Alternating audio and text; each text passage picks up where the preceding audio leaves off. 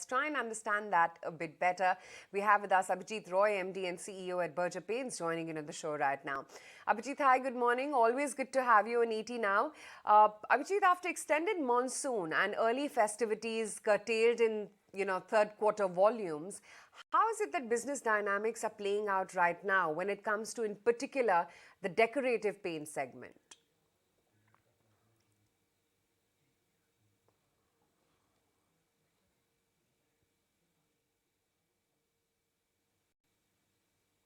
Yeah. So we are back onto the growth path again, at a stronger growth level, almost double-digit growth that you can see, which is going to come in quarter 4 for almost the entire paint industry, I think. Right. But Abhijit, the other, of course, big factor has been the correction that one has seen in raw material prices, crude and its derivatives. Have you recouped the lost margins, and will we then see margins shifting above that 15% level very soon? Yeah, I know. I think you will see that happening, surely, because some amount of it you will get to see it in this quarter itself, and almost everything will come in quarter 1. So you will see an improvement, a good improvement this quarter, and a further marginal improvement going forward in quarter 1. Right. Abhijit, with declining input prices, is there a likely, or rather, is it likely to affect pricing in any which way this year? How much of the benefit are you likely to pass on to consumers, and how much percentage will you, hope to retain? So as of now, if the demand holds up, there is no reason for unnecessarily looking at trying to reduce the prices. The second reason is that we hadn't been able to pass on the full price increases because the price increase was so huge that it was difficult to pass on the entire thing onto consumers at that stage. So I don't see it happening immediately. Of course, if the prices further go down, then we will have to take a look at that. Right. Abhijit, the other thing I wanted to understand is the demand dynamics right now. While the El Nino impact may actually lead to a delayed monsoon, which could then benefit paint demand, on the other hand, it may also impact rural growth. What is your sense on how things are likely to shape up on ground? Because I guess, you would be best positioned to really give us a view on the same. No, you are right, because initially it may help us, in the sense that normally in the monsoon season, paint demand tends to go down, and, post monsoon it tends to pick up.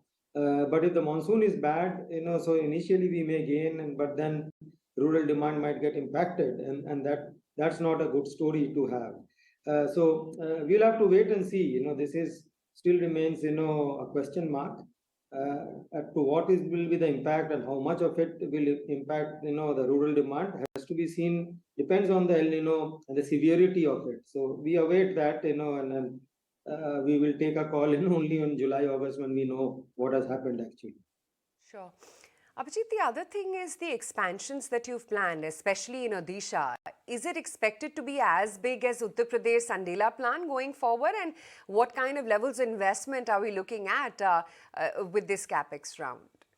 No, so we plan out, as per our requirement. As of now, what demand we have, I think, the Sandila plant will be able to cater to that for the next 2 to 3 years. We have an industrial plant which we will be putting up in Panagarh in West Bengal, and a possible plant in Odisha, very soon. The scale of that Odisha plant will be similar to that of the Sandila plant, but in phases. So it will not happen in one first phase itself. It will probably happen in 2 phases, and we will, ramp up as and when the demand keeps going up.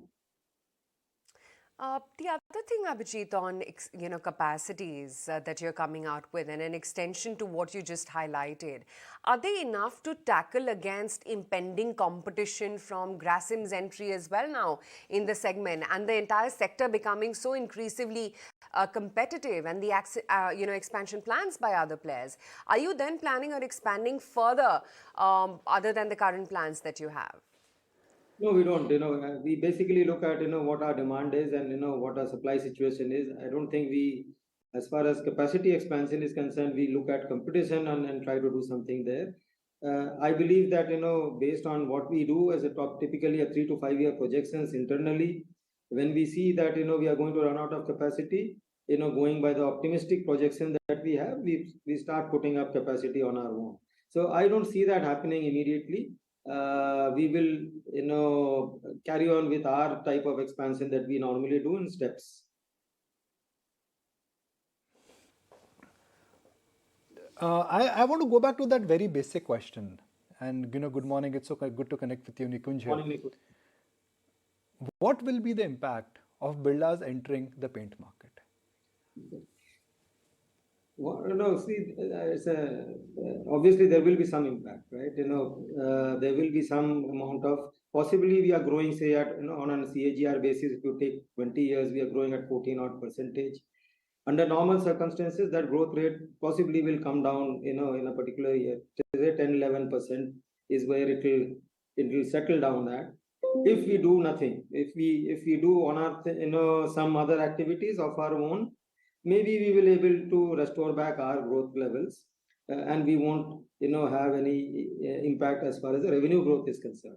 On the profit front, there will again be some competition, probably at the lower end of the spectrum, which, we will have to ensure that, we make it up through other means of, selling more of premium and luxury products and cutting costs wherever it is possible. So I don't see any major impact happening. Minor impacts, yes, plus minus, and that's a short term, skirmish which might happen in the marketplace. We are going to be completing 100 years. Is it true? That's right, December 23. Shareholders, when it comes to 25 years, 50 years, 100 years, they get a lot of benefits, bonuses. Yes. What should So your there will shareholders expect? hopefully something coming up. Sorry? There might be something coming up. When we decide on it, we will of course let you know. Normally it's bonus, buybacks. So it will depend. We will have to decide on that. We haven't made up our mind yet. Is there a reason why every time I interact with you, there is a painting at the back? No, so that, there should be. We are a paint company at the end of the day.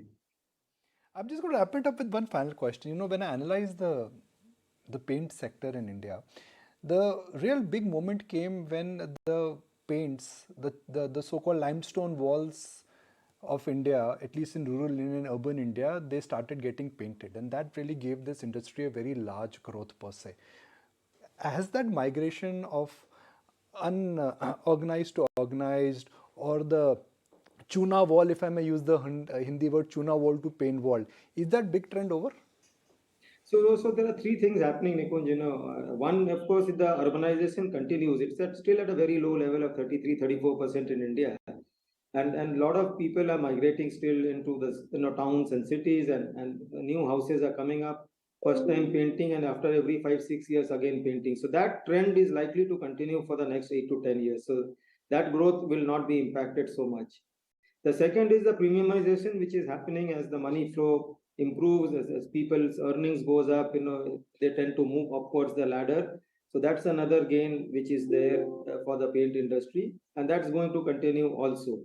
The third opportunity which is opening up, and which is there for us, and also the waterproofing area, which was not there so much earlier, has now become a significant portion, and it is growing at a rapid pace. So that's the other growth opportunity which is there, opening up for the paint industry at large, and that's something which we are also very serious about.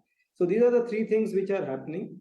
Fourth, of course, is the infrastructure category, where we are the leader in the industrial protective coatings. That's gathering momentum. There's a lot of spending from the government on it, and that helps us because we are well placed there to gain out of this extra spend on the infra. All right, Abhijit, appreciate your time, and so good to have you on ET Now. Thank you for joining us. Thank you.